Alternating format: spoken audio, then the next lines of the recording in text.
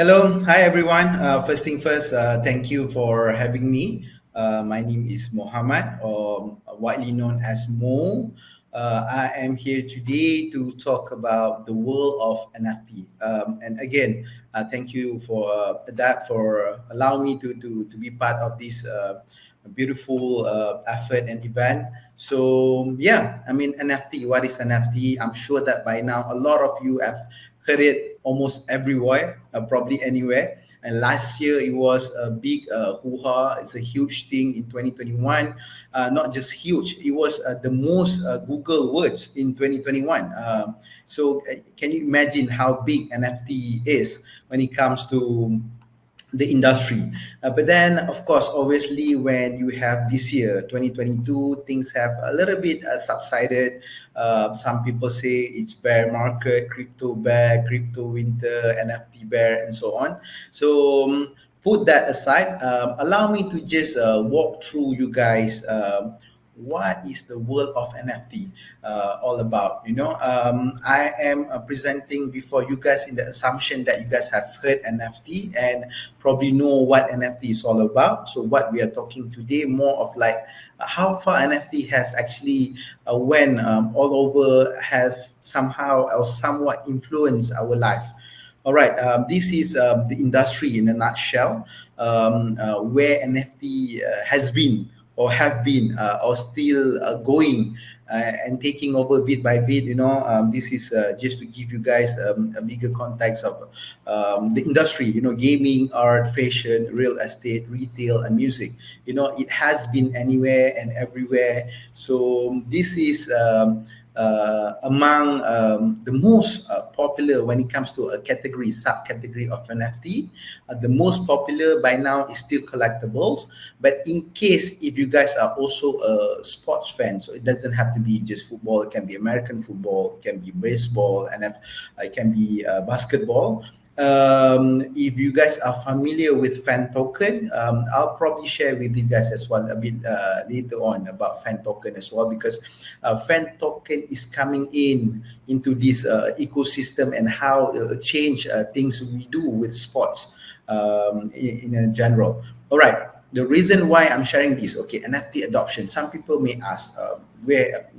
I mean, earlier I said that we are everywhere. So what does everyone mean? So this is a report that we managed to retrieve from Statista, showing is that where the most NFT user lives at the moment. So you'll be surprised. Number one is Thailand, because just right across our neighboring nation country. And then we have Brazil, US, China, Vietnam, and so on. Again, Vietnam is another ASEAN country. And then we have Indonesia, if you guys notice that. So basically we have Thailand, we have Vietnam, and then we have Indonesia. These three are ASEAN country. So the reason why I shared this, apart from to show you guys where most NFT user lives, that doesn't mean that they are Thai, they are Vietnamese, or they are Indonesian. It could be Malaysian who lives in Thailand, or it could be American or European who lives in Vietnam and Indonesia. But just to give you a context at how active this region, our region, Southeast Asia region, when it comes to NFT adoption. Let's move on. The reason why I picked this example is because to show the magnitude and impact of because if I were to choose other brand, you guys probably don't know other brands, but when you talk about Louis Vuitton, LV, who doesn't know LV, right? So you see, big brands like even LV has taken step into dabbling into this territory. They recently released a multiple collection that they tie up with NFT, so that they create another segment, a pool of loyalty towards the customer. And then of course this is one of my favorite as well, with Prada and Adidas collection. It went really, really well. This really took off the market in unprecedented manner, in the sense that a lot of people became crazy when they released this. And we all know that some of you folks probably a sneaker collectors and stuff like that, this probably not as close to that, but this is what collectibles right now was designed, not just you have a physical item, but now it's paired with the NFT, that for you to verification, you allow to verify and authenticate your pairing, so it's just a different. And not just that, it doesn't stop there. If the branding come up with their own metaverse, stuff like that, you guys are allowed to access this metaverse with the NFT that you guys have, so not just you have the physical item, for example, the shoes in physical item, but you can use these digital shoes as well in the metaverse. This is another entertainment industry slash sports example, that in case again, if you guys a football fan like me, you guys would definitely know Premier League. So Premier League has done this somewhere in the midst of this year. So they are moving this as well, because they know that if they don't do it, they will be left out. There are so many content, digital content that they have. Not just that, apart from the usual trademarks, they need to deploy NFT, otherwise they will lose the value in terms of digital valuation. When I say digital valuation, because what's the difference between before NFT and after NFT? Because you see, NFT has given us something called digital thumbprint. Before NFT and blockchain, you have something called digital footprint. But after the NFT, the birth of NFT, you have digital thumbprint. So the combination of digital footprint and digital thumbprint have given you another huge area and a value in the market. So every big corporates right now making sure that they are not left out. This continuity of the Premier League just now, this is just another interesting story that I would like to share with you guys. There's one consortium in United States called WalkMe United. They form a consortium named WalkMe United. In case you don't know, WalkMe stands for We All Gonna Make It. They purchased a lower tier below for Premier League in English Football Club. It names Crawley Town. So what they use, what they do, and how they use the NFT is really interesting, because it's just a small town. So usually when they have games, I think there's, if I'm not mistaken, their stadium capacity only maximum up to 12 to 13,000 only. It's a small clubs. But then what they do is that they have done some homework. They know that every average match, they turn out, it's between 2 to 3,000 supporters only. And then, of course, they have a season pass as well. So what they do, first thing first, whoever that wanted to buy the season pass, or wants who owns the season pass, it will only be via NFT.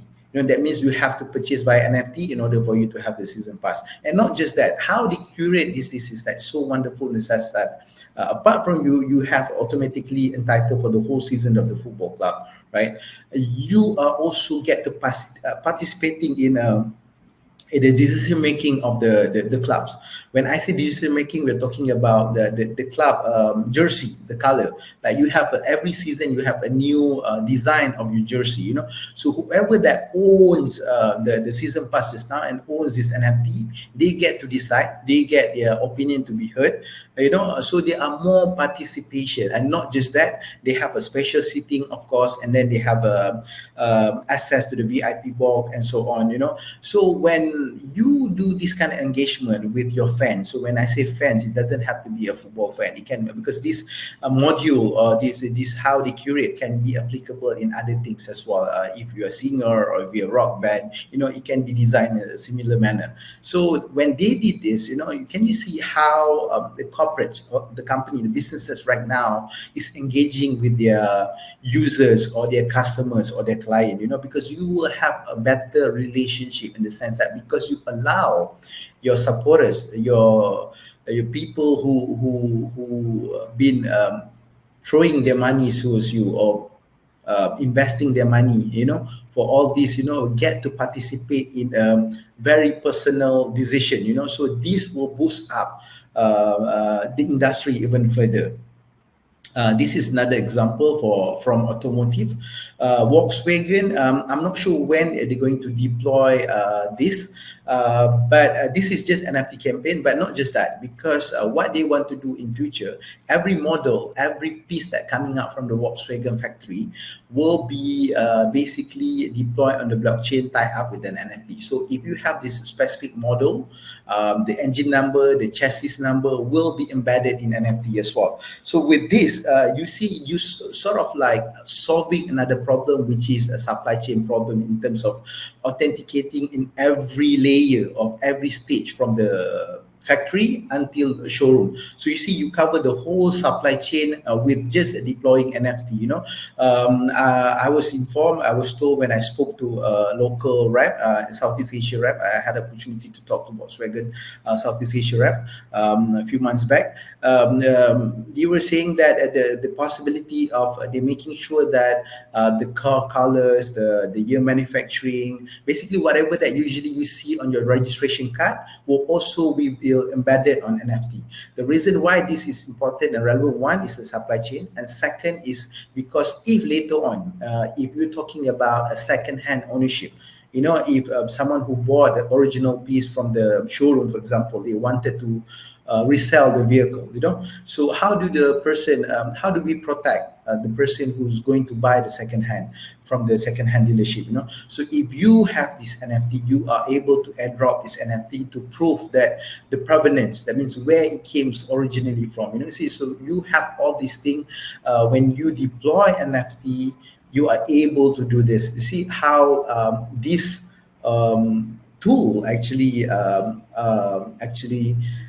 empowering, or not just empowering, but securing every step in the process of the supply chain. Not just that, but it also went until the stage that it protects the consumer. Well, I mean, I cannot go on without mentioning this.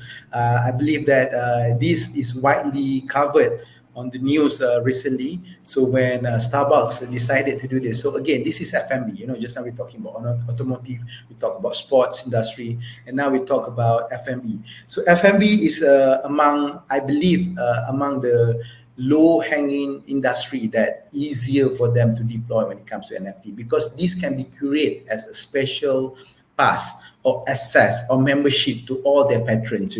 Like we have numbers of creators in Pentas that they did this already. Of course, they are not as fancy as Starbucks or widely known as Starbucks, but they did work together with numbers of merchants nationwide in Malaysia, particularly, where if someone who owns a specific NFT from collectibles from specific creators, you are entitled for a 10% reward, 15% discount, and so on. So this has been deployed. It's not something that going to be, or something that is still under the pipeline, but this has currently has been deployed and has been ongoing. So the beautiful part about this is that you start to see how the consumer, how the collectors from whoever that collects the specific NFT collectibles are enjoying all these utility cases, all the rewards. So basically, this is another example which shows that NFT is beyond digital art, which I believe that majority conceptions that people have is that NFT is only digital art. NFT is digital art. It's beyond that. This is the part that, and this is all the enablers for us to show that NFT is beyond, or not just a merely digital art. This is among the use case. And the best part at Starbucks, just now I give an example about LV. Some of you guys probably not a fan of LV or fashion industry as in general. But then I believe that some of you, not some of you, I think majority of you have drank Starbucks before. So it's easier for you guys to relate how this is actually touching our life in a manner that either you realize it or you don't, but things are moving, So Starbucks, I believe that this is a really, really great, something awesome that they pull off. And then let's talk about a little bit formal about industry, banking industry, finance industry, MasterCard, Visa. You all know this. Another example is that Visa bought last year, Visa bought one piece of digital collectible that is so expensive that it made in every news headlines. So why corporates like Mastercards and Visa, mainly credit cards, are coming into this? Because they know that there's another way for them to interact with their customers, for them to personalize their services. So when you have this, you have NFT together, coupled with your whatever existing product that you already have, you will basically interact in more personalized with your customers. So this is what most corporates want. Even us as a human being, we're just human. We influence very much of our emotional intelligence. So when we have all the service provider are going extra mile to make sure that they tailor made or they customize things as close as to what are our likes. And how do they know this? Of course, because when through our NFT collection, through our NFT digital wallet, somehow they sort of like able to come up with something that to basically understand better about their potential customers. So look at Mastercard, look at Visa. So things are already happening, and people are going about this all and all. It's just that, of course, I would say that things, although it has widely covered by the news, but it's not as huge as what happened in 2005. Because you see, internet was discovered in 1983, if I'm not mistaken, 83, and then it took them numbers of years. In 2005, only they have 1 billion user, and when internet have 1 billion user, then only you start see things falling apart. As in like a domino marble, like everything is on the net, everything is deployed on the net, and if you don't have an online shop, you are left out and so on. So I really hope that we don't have to wait that long when it comes to NFT and blockchain. But for time being, despite a very encouraging adoption, I think we'll still have a long way to go. This is interesting story that I would like to share, how blockchain and NFT has actually touch a people's life. Okay, this is about a group of people who live in remote area in Pakistan. They are very rural and it's remote, and they don't have electricity. They don't have water. They don't have a well that they can access easily. Just to give you a context that how it is difficult for them, that taking a shower or doing a laundry is considered luxury. So can you imagine that? How remote are they and how poor are they? So what does these communities have? The only things that they have is livestock. They trade with goats. They have a few other livestock, but mainly goats. So a small activist that went to meet them, reach them out, came up with the idea of deploying blockchain and NFT for them, so that they can do some trade-off from their goats, so that they get to buy supplies, and then these supplies, and later on they will install this solar panel, so that when you are able to install solar panel, you get to have a little bit of electricity. You get to fix whatever pipeline that need to be fixed and stuff like that. So how do they do that? So everybody have goats, right? So everybody have livestock. So what they do, that every piece of the livestock, they make sure that it's NFT. So for example, you have this goat, male or female, that kind of details that they put in, and then the color of the goats, the year of the goat was born, and then number of teeth the goat, kind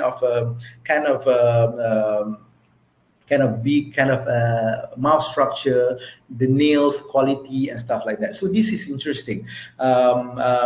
Every piece of details of it, it's recorded on NFT. So basically, every goat, every livestock that they have, automatically becoming carrying their own passport, their digital thumbprint again. So this is interesting. So when they take this into a marketplace that is designed by the activists, so they are able to trade this with another world, which is outside world, that are willing to trade off this and buying as an NFT. When this happen, and then they have their income, so from there, the proceed of the income, they get to liquidate, and then they get to purchase the solar system. They get to fix the solar system, they get the electricities, and after that, they get manage to get the water, because they manage to get a pipeline to retrieve the water from the source that is far from where they are. So you see, if we are wondering how this NFT or blockchain, where it has gone, or how does it touch our life? So can you imagine if a rural area in Pakistan, when again the context of rural, we're talking about taking bath is a luxury, like I mentioned earlier. Doing a laundry is a luxury. So can you imagine how bad their condition is? And then they are utilizing this NFT as a tool to elevate them from their social status, to elevate them to a better lifestyle. So this is how far NFT has enabled. Can you imagine if they have to open up a bank account? How difficult would that be? For officer to reach them out and stuff like that. But then if they deploy this thing on a blockchain and NFT marketplace, so they get to do this, and they have done it already. So see how things are changing. Before things that we are thinking about, almost impossible thing. That today are within our grasp and within our control, is because of the enabler, the NFT that we have to enable all these potential and possibilities. This is a bit of statistics that I wanted to share with you guys, with the audience, that look at in 2021, as of quarter four, the numbers, it's 627. This is 2021. And as of this year, 2022 first quarter, despite being, I would say, a meltdown, you can see the figure is 950,000 unique addresses has bought and sold NFT. So despite having a setback, despite having a bit of a meltdown, if I may say that, the trade is still ongoing. We have more people are coming into the scene, despite having a very, very slow market, as they said, because it's slow compared to 2021, how robust it was, how many people that really wanted to come. And then this strengthened by another numbers, which is as of 2022, quarter two, there are almost 500,000 wallet address transacted NFT. So this is just amazing. So with that, just one quarter, you have almost 500,000 address is buying and selling NFT. So you see this is moving. That people are more relaxed to it. People are more acceptable now compared to before. So this is where are we heading to, which is, for me, is a very, very positive sign, despite the meltdown or bear market or crypto winter or NFT winter, so to call. I see it from another angle, whereby what matter is the adoption. Taking example that I've mentioned earlier, the numbers of users, the internet only reached 1 billion in 2005, while internet is founded in 1983. So the time frame is too long. While this one, when we have a breakthrough of blockchain and NFT, the adoption is, I believe, is getting shorter and shorter, that people are more acceptable to this. I have to address this because there are some of the naysayers out there, some of the people who still somehow very pessimist when it comes to NFT. They say this is just a speculative asset. That's a problem, because when they say NFT, they only couple it with digital artwork, and that's it.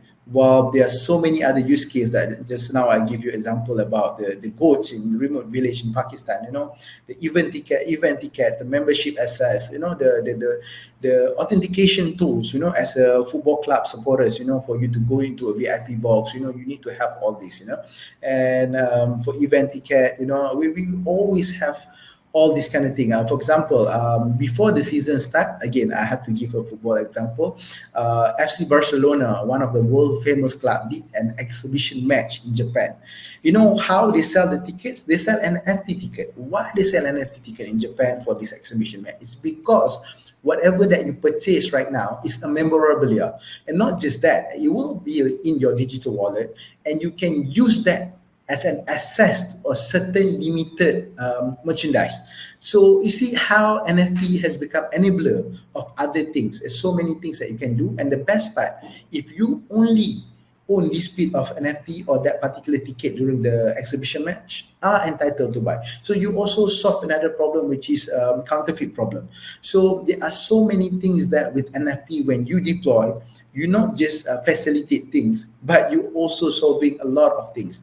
This is another trade volume that I would like to share in 2022. Sorry, in 2020, the trading volume, the whole of 2020, it's only 33 million, while in 2021 it has recorded over 30 million, 30 billion, 30 to 35 billion. And in May 2022, this year alone, May, because we are right now in October, and May alone, despite again crypto winter, despite again crypto NFT winter and so on, as of May of 2022, there are 50 billion has been sent to marketplace. So, like I said, probably the transaction value is decreasing, but then the volume of the transaction is increasing. So that means one thing that we can draw from this is that there are more people coming into the space. This is another basically reflected of this one. Then, okay, so what is the future of NFT? Just to summarize, it gives you a true digital ownership. You can use it to verify a certificate. So, for example, like if you and me, we have a doctorate, a PhD in anything. So, how do we authenticate that? If universities moving forward started to, apart from give you a physical degree, they also embedded NFT with this, you automatically you can solve this. So from university, they know that from October 2022 until December 2022, we only produce 1,000 PhD, for example. And then by next year, if somebody else claiming that they have PhD from certain universities, you can always tag. It's easier. Right now, I think for you to authenticate a certificate takes you quite sometimes. Some 1 week, some 2 weeks, some even longer. A formality. You have to declare who you are to request this kind of sensitive information from the universities and so on. But then if you have NFT, you sort of like, you remove all that time wasting. You get to authenticate because everything you can check on the scanner. You can check on the public browser. So it's so easy. We're talking about gamification. Everybody are talking about this right now. How NFT you finally owns the real digital piece in your game. Before, yes, it was your username, but right now you owns it. So obviously it gives you a different value, because you own that digital piece, which never happened before. So with NFT, it enables that. And then, of course, metaverse is metaverse and gaming is quite similar. And then music as well. This is another interesting fact that if I'm a music writer and a singer as well, if I were to compose a music right now and I start selling it, I get to factor in my royalty in my piece. Now, whoever that bought that and decided to sell it to another person, I will automatically entitled for that royalty because that's how it was set. This is the beautiful part about NFT as well. And the royalty, the best part, the royalty is perpetual. So as long as the subsequent sale or traded happens, the person, the creator who created that still benefited it. So see how this will change the industry. For me, especially the record label will have to find a way how to make do. And for artists, for the singers, I think for them, this is beautiful. Logistic, I've given example earlier about how Volkswagen is doing it. Another example is actually LV in China, Renault in China, Walmart in China. Every one of them has deployed on blockchain for their supply chain. So how they're tagging every piece of their item is by the NFT of their every item. So that's how they protect all the supply chain, the whole ecosystem, and how they track it. And real estate, NFT, and basically NFT. Some people still wondering. I mean, how do I make something out and make it to be NFT? So it's not rocket science. I always say that as simple as this: anything that is digital can be NFT. So but again, whether it has value or not, it's another story. So if you are somebody, if you are an artist, whatever, yeah, you mint and became NFT, of course it's carry value. But for me, for example, I'm not an artist, so if I were to mint anything that is digital, yes, I can make it as an NFT. But whether there's a value in it, that's another thing. So some people ask, okay, how do we value NFT? There are certain criteria that you need to look at. Maybe history of the ownership. This example I like to give about the Twitter guy, Jack Dorsey. His first tweet was sold numbers of million. I think I couldn't remember how much exactly, but millions. And then the guy who bought his Twitter wanted to sold super expensive, but of course there's no taker again. But the first tweet was bought at millions of dollars. Why? Because it was tweeted by Jack Dorsey. If I tweet, probably nobody will buy it. There's no value in it. Yes, I can make sure that my tweet is NFT. I can mint it as NFT, but nobody will buy it. But then if you have a person like Jack Dorsey, someone is so towering, someone like Elon Musk, when they do things like Gary Vee, that's what Gary Vee did with his followers. He sort of when he deployed his NFT collection, whoever that owns the piece get to meet him, get to hang out with him, get to attend his talk. So this is how people curate and how the value of NFT come into place. I think I've spoken quite extensively, and I believe that all the examples that were given, it's enough for the audience to understand and to witness that how far actually that NFT has gone in our life. It has been all over the places. Either we realize it or we don't. Either we want to take action now or later. But for us, as an industry player, we always ask this question: if not now, when? And if not us, then who? Anyway, thank you so much for listening. Thank you for tuning in. I really appreciate it. On behalf of Pentas.io, my name is Mohammad again, signing out, and thank you so much for your time. Thank you, everyone.